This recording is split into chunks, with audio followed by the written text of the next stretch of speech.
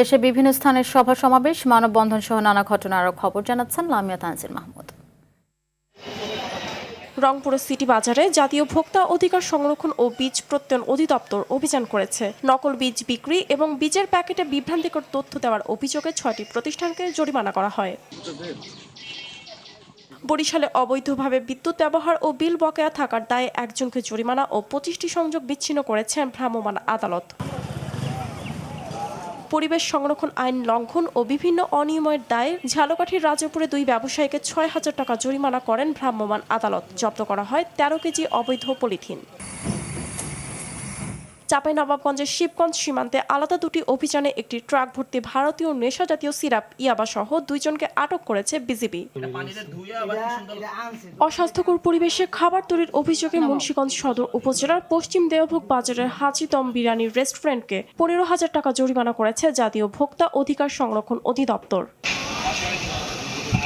ভারতে অনুপ্রবেশের অভিযোগে 3 বছর কারাভোগ শেষে বিশেষ ট্রাভেল পারমিটের মাধ্যমে দেশে ফিরেছেন বাংলাদেশি 6 নারী।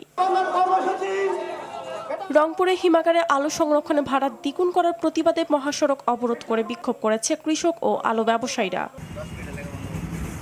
ঢাকা সিলেট তামামিল মহাসড়ক উন্নয়ন প্রকল্পের আওতায় নরসিংদী জেলা ভূমি অধিগ্রহণে ক্ষতিপূরণ প্রদান নিয়ে নানা অনিয়ম ও বৈষম্যের অভিযোগ তুলে সংবাদ সম্মেলন করেছেন ভুক্তভোগী পরিবারগুলো। নাগরিকের স্বাস্থ্যসেবা নিশ্চিত করতে ময়মনসিংহের ভালুকায় স্বাস্থ্য বিভাগের সঙ্গে মতবিনিময় সভা করেছেন সংসদ সদস্য ফখরুদ্দিন আহমেদ বাচ্চু।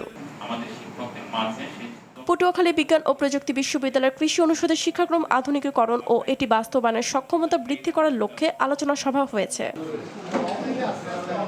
শহীদ রাষ্ট্রপতি জিয়াউর রহমানের 45তম শাহাদাত বার্ষিকী উপলক্ষে আলোচনা সভা ও দোয়া মাহফিলের আয়োজন করে বাগেরহাটে আইনজীবী ফোরাম।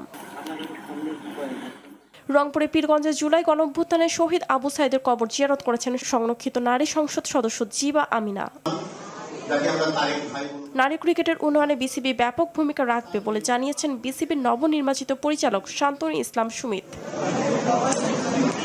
লামিয়া তানজিল মাহমুদ, RTV।